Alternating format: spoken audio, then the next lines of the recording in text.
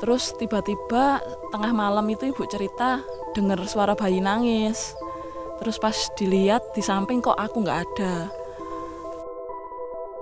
Ambil air wudhu, bismillah gitu, lihat lagi udah nggak ada. Terus nggak lama, nggak sampai seminggu, selang besoknya aku langsung jatuh sakit.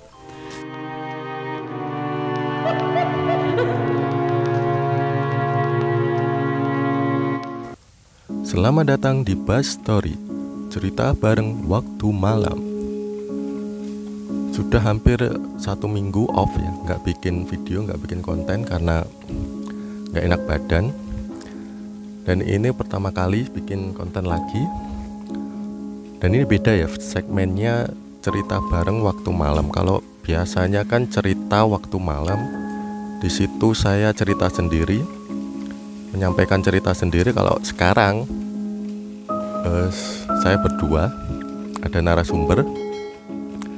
Dan kebetulan narasumber ini masih saudara, kakak sepupu lah. Namanya Mbak Resti. Ya Mbak Resti ya. Apa kabar Mbak? Baik. Nah kebetulan Mbak Resti ini secara medis dia apa ya Mbak? Apa istilahnya?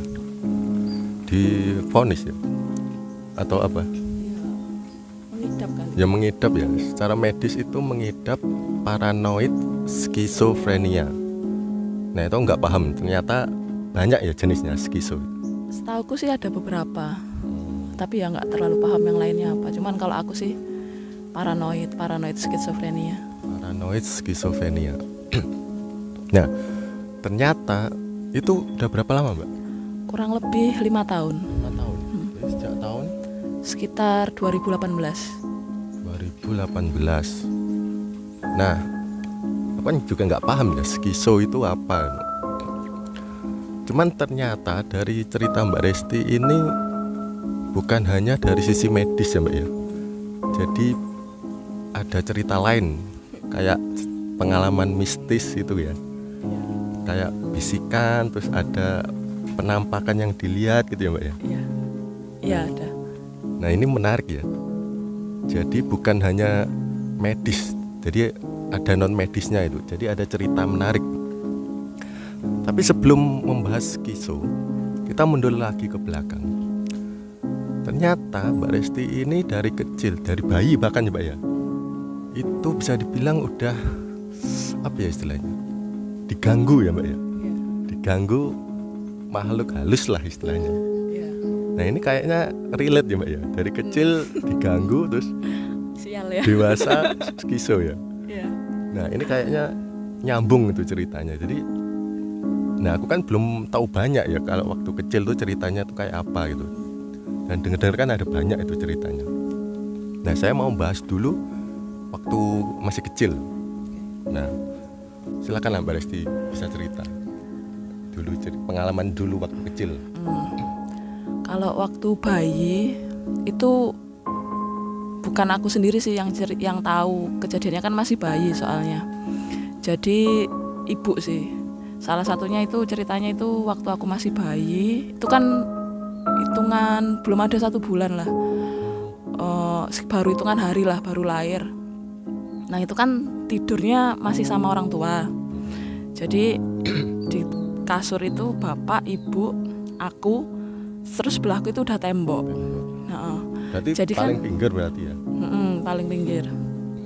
Terus tiba-tiba tengah malam itu ibu cerita dengar suara bayi nangis. Terus pas dilihat di samping kok aku nggak ada. Tahu-tahu aku itu ada di bawah rak gitu loh, di lantai tapi di bawah rak rantai. Jadi di kolong rantai, kolong lantai. Bawahnya ada rak ya. Aku di bawahnya gitu. Iya di bawah rak gitu. Di bawah rak. Itu waktu di Bogor. Waktu masih tinggal di Bogor. Itu umur? Nggak tahu, hitungan hari sih katanya ibu. Ceritanya ibu. Belum sampai 1 bulan. Belum.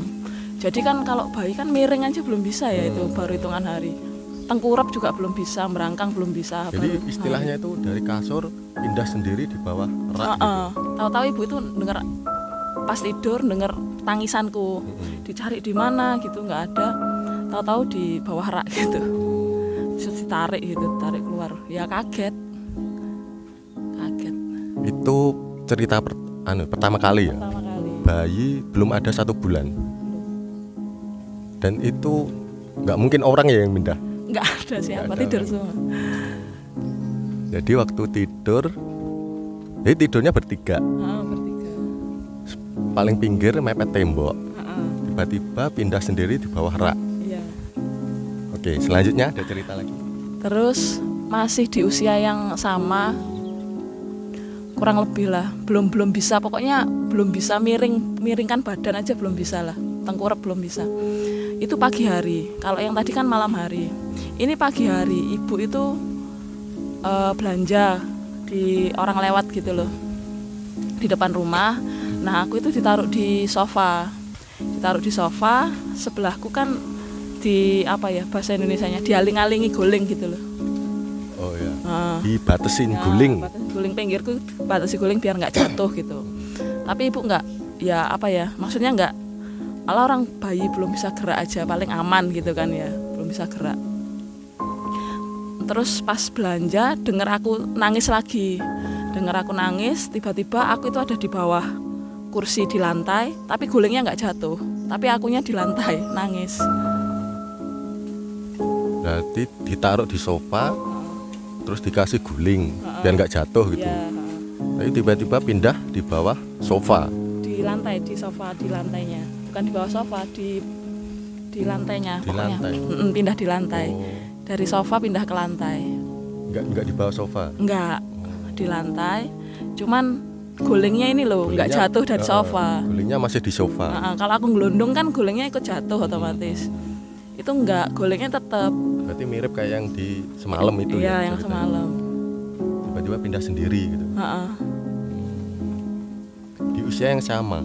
Kurang lebih sama, belum bisa gerak banyak lah, masih bayi merah lah katanya ibu. Dipindah itu 2 kali. Atau Iya, lebih? kata ibu sih ceritanya itu 2 kali. 2 sih. kali. 2 kali. Terus selanjutnya ada lagi nggak? Pas TK sih, pas TK.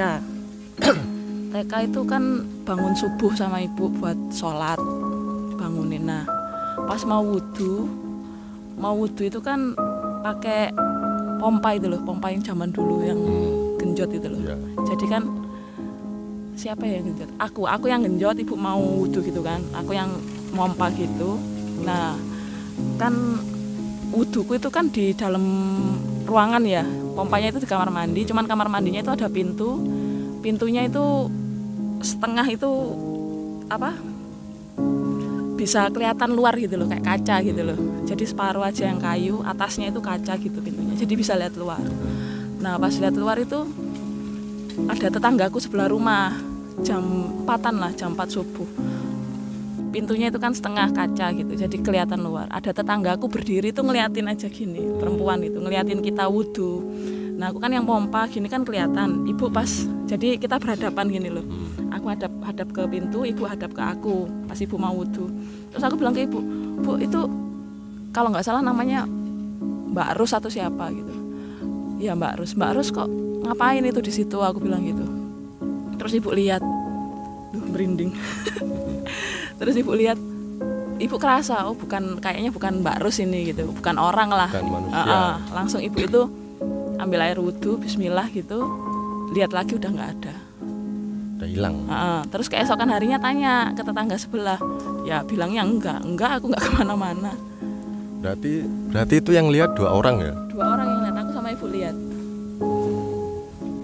Berarti waktu wudhu ngelihat orang, yang lihat 2 orang ya? Terus tiba-tiba hilang. Tiba-tiba hilang. Terus besoknya ditanya tetangga bukan. Ada lagi cerita lain? Ada banyak. Ya satu-satu cerita. Terus pas puasa dulu kan. Tadi yang wudhu itu umur berapa gitu? Itu TK. Itu yang sekarang? Yang mau ini ceritain ini SD sekitar kelas 3. Itu waktu itu kan udah pindah dari yang bayi itu di Bogor. Terus yang wudhu tadi pas wudhu tadi yang TK itu di Jakarta. Terus yang ini yang kelas 3 SD ini di Surabaya, udah pindah Surabaya. Di Surabaya ini kan waktu itu rumah masih ngontrak tapi ada beberapa kakak gitu loh, satu rumah besar gitu ada beberapa kakak. Nah itu kan pas bulan puasa seingatku, bulan puasa pas mau sahur, jam-jam sahur, aku disuruh ibu ngambil sendok di luar ruangan kamar. Nah terus pas ngambil sendok ada 2 orang, perempuan sama laki-laki yang kontrak di situ juga, aku kenal. Nah yang perempuan ini kayak papasan gini loh sama yang laki-laki, aku lihat gini kan papasan, yang perempuan tetap jalan lurus ke depan nggak ngelihat aku. Nah yang laki-laki ini kayak menghindari yang perempuan gitu, nempel ke tembok tapi lihat aku gini. Terus aku lupa siapa namanya. Terus aku bilang ke ibu, kan katanya yang cowok ini siapa ya namanya, sebut siapa ya, pokoknya cowok itu ya. Cowok itu aku bilang ke ibu, Bu, Pak itu katanya ke luar kota lah waktu itu, keluar kota udah pulang ya, aku bilang gitu. Oh iya iya udah pulang. Terus besok paginya ketemu sama perempuan yang tadi, ibu ngobrol sama perempuan yang tadi. Loh bapak itu udah pulang tadi semalam tadi pagi Resti kok lihat gitu. Enggak, belum pulang sampai sekarang, belum pulang kok, kan keluar kota udah lama. Belum pulang, orangnya nggak ada kok, bilang gitu. Terus kan papasan sama perempuan itu tadi, dia bilang nggak ada orang.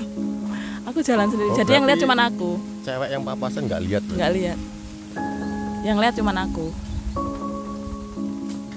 Terus nggak lama, ya nggak tahu ya, bukannya hubung-hubungin tapi emang kejadiannya gitu. Terus nggak lama, nggak sampai seminggu, selang besoknya aku langsung jatuh sakit. Jatuh sakit itu sakitnya itu nggak jelas, jadi ya panas, terus makan itu apa-apa muntah gitu, nggak bisa masuk, air putih aja muntah balik. Terus dibawa ke dokter, dapat obat itu sampai 1 tas itu obatnya habis, aku nggak sembuh-sembuh. Terus sampai dibawa ke apukuntur juga, cublusi jarum gitu loh, terus dipanasi gitu pas sini punggung gitu. Alternatif lah, diobatin alternatif juga nggak sembuh. Itu hampir 2 mingguan atau berapa gitu, lama kok sakit gitu, lama waktu itu, paling lama. Jadi dibawa ke mana-mana itu nggak sembuh-sembuh. Akhirnya nggak tahu bapak cerita sih, instingnya bapak katanya. Jadi aku digendong di belakang malam-malam itu, ayo dek jalan-jalan gitu kan, jalan-jalan gitu, digendong di belakang malam-malam, terus jajak jalan-jalan keliling keluar pemukiman lah ya, ke jalan besar. Terus ada seafood, terus ditanyain makan seafood ya, mau apa gitu, tanyain mau makan apa, kepiting pak gitu, dibeliin sama bapak kepiting. Terus kok nggak muntah, terus lagi ya nambah yang enggak udah gitu, sembuh besoknya. Itu sakitnya habis ngelihat? Iya. Habis ngelihat itu langsung sakit atau selang berapa hari? Selang 1-2 harian lah. Selang 1-2 harian. Dan sembuhnya makan kepiting. Padahal obatnya itu udah diminum sampai habis, itu nggak sembuh-sembuh. Berarti itu waktu SD mbak ya? Waktu ya, SD melihat orang papasan, ternyata bukan orang ya, yang satu ya. Ya. Terus sakit, terus sembuhnya makan kepiting. Ya, iya sih. Maksudnya aku sendiri juga nggak percaya gitu. Maksudnya juga waktu itu kok sembuh ya makan kepiting, apa emang obatnya kepiting atau gimana nggak tahu. Cuman memang ya kejadiannya seperti itu, setelah makan kepiting sembuh gitu. Terus ada lagi ceritanya? Nah waktu udah sembuh itu tetanggaku cerita, anaknya tetanggaku, dia umur sekitar SMA kalau nggak salah waktu itu. Aku masih SD, dia SMA. Dia cerita ke ibunya cerita ke ibuku gitu. Itu cerita waktu itu kita ngobrol gitu kan di ruang tamu. Katanya itu Mas Niko namanya. Mas Niko itu mimpi aku itu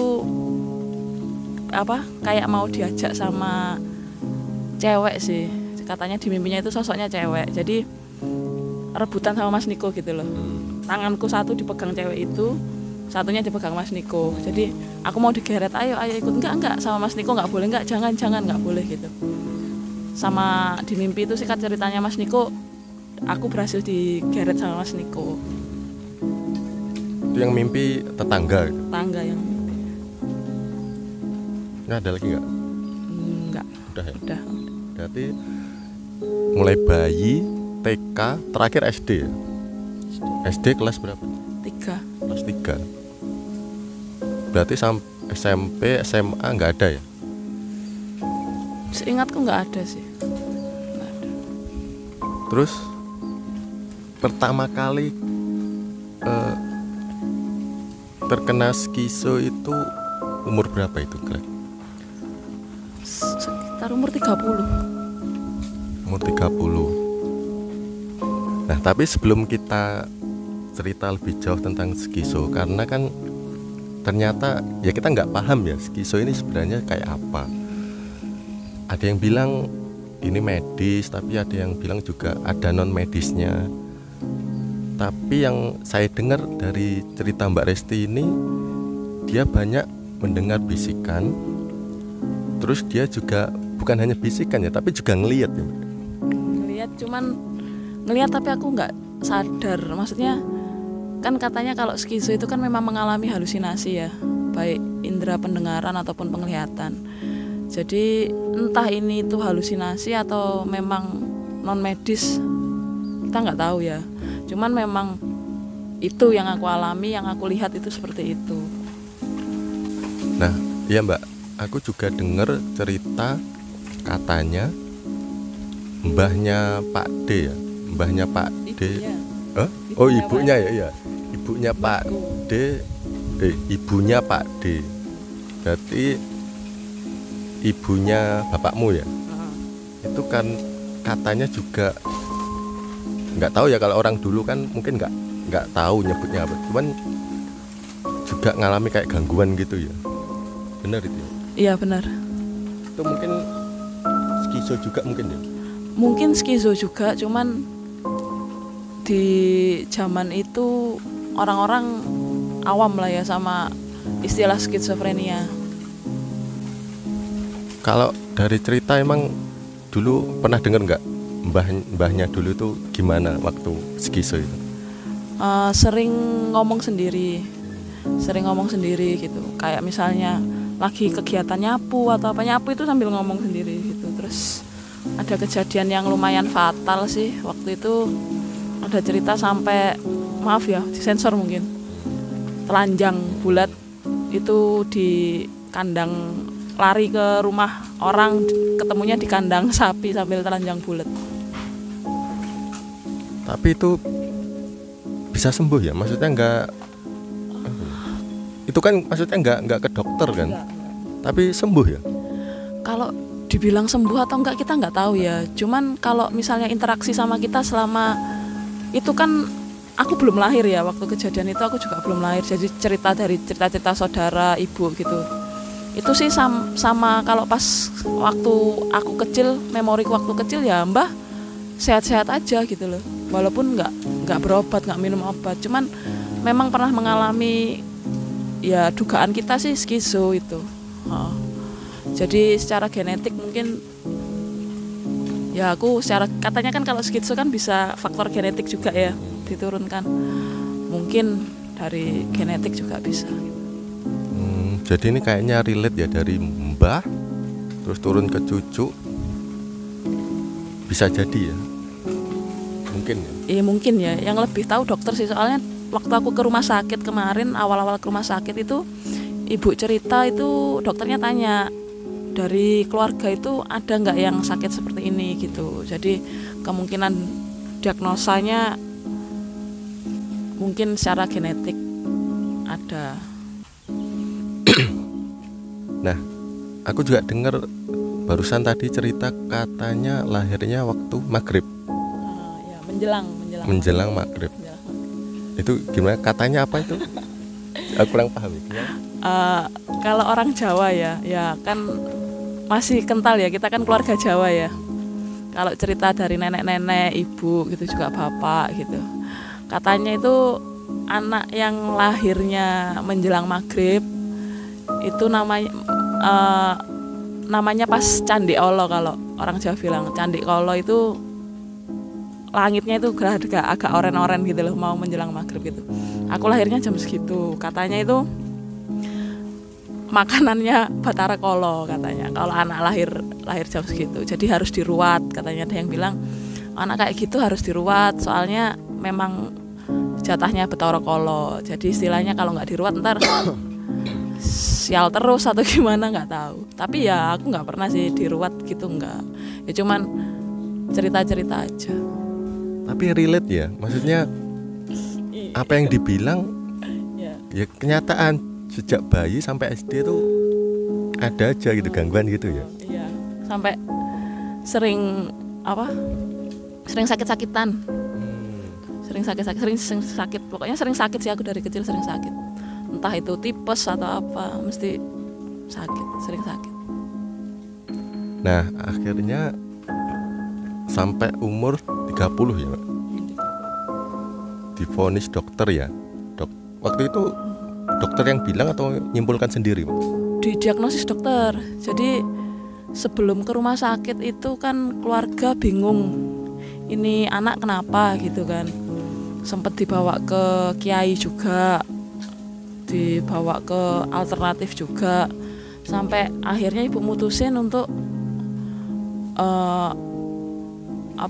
udah dibawa ke rumah sakit jiwa aja. Di rumah sakit jiwa didiagnosa ini paranoid skizofrenia gitu. Yang bilang paranoid itu dokternya ya? Nah, sebelum kita lanjut tentang skizo, karena ini ceritanya menarik ya, banyak dari sisi non medis yang ya kita nggak tahu ya, kita kan orang awam gitu ya. Aku sendiri aja masih bingung. Iya, masih bingung ya, maksudnya ya nggak tahu, cuman di sini cerita yang ya memang itu yang dialami apa adanya, nggak ditambahin nggak dikurangin ya begitu.